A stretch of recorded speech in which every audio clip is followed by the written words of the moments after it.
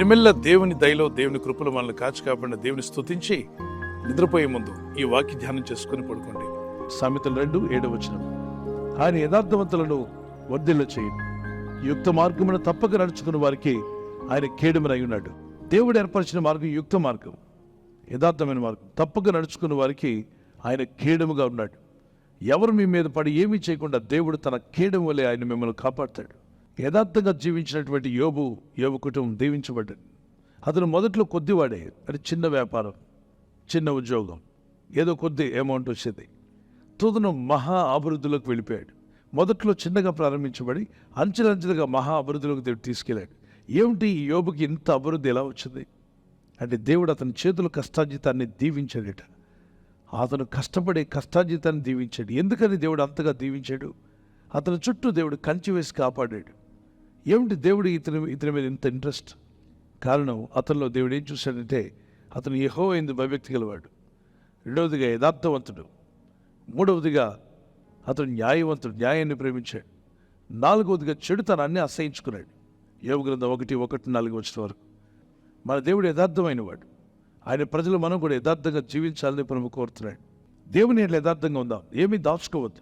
అందరికీ దీవెన కావాలని ఆశ ఉంది, అందరూ వర్ధిల్లాలని కోరిక ఉంది.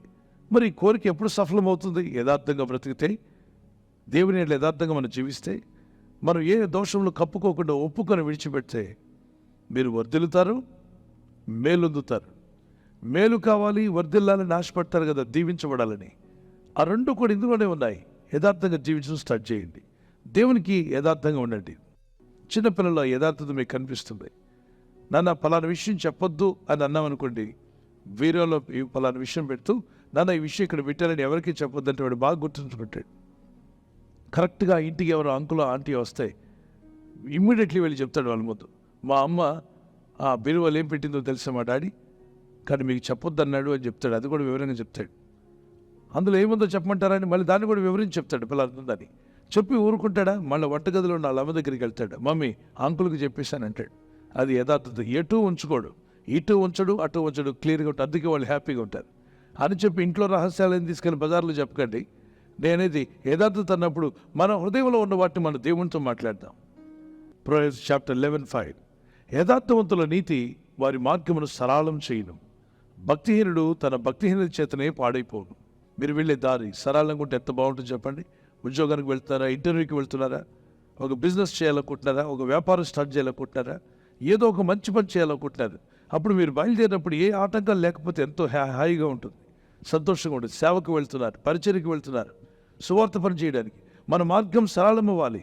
ప్రార్థన చేసుకుని వెళ్దాం, యథార్థంగా ఉందాం. దేవుడు తప్పక మన మార్గాన్ని సరళం చేస్తాడు. ప్రార్థన చేద్దాం. యథార్థవంతులు ఆయన పట్టణానికి దీవెన నలుతుంది, వారి దీవెన పట్టణానికి కీర్తి కలిగిస్తుంది. ఈ ప్రార్థనలో ఏకీవిస్తున్న ప్రతి ఒక్కరిని దీవించు నాయన. యేసు నామములో ప్రార్థిస్తున్నాం ప్రభా.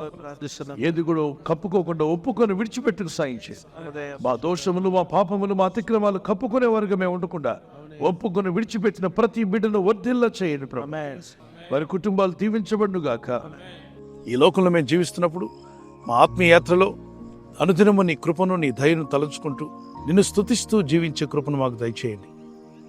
మీ రెక్కల చోటున మమ్మల్ని కాచి కాపాడారు, ఇక ముందు కూడా మమ్మల్ని కాపాడబోతున్నారు. ఈ రాత్రి నెమ్మదితో పండుకొని సురక్షితంగా కాపాడబడినట్లుగా నీ అగ్ని కంచి వేసి మమ్మల్ని కాపాడండి. మీ చిత్తములో కొనసాగే కృప మా అందరికీ దయచేయమని యేసుక్రీస్తు ప్రశస్త నామములో మీరందరికీ చక్కని నిద్ర దయచేసి తెల్లవారు లేచి కృపను మాకిమ్మని క్రీస్తు నామములో వేడుకుంటున్నామా పరలోక తండ్రి.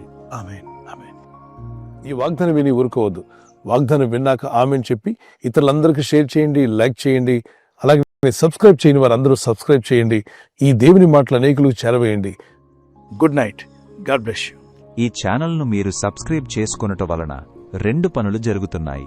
1, బీదలకు, అనాథలకు ఈ ఛానల్ ద్వారా సహకారము అందించడం జరుగుచున్నది. 2, సువార్త జరుగుచున్నది, ఆత్మలు రక్షించబడుచున్నాయి.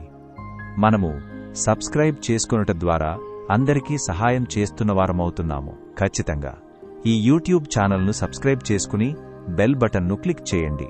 మీకు వెంటనే మెసేజెస్ పంపబడతాయి.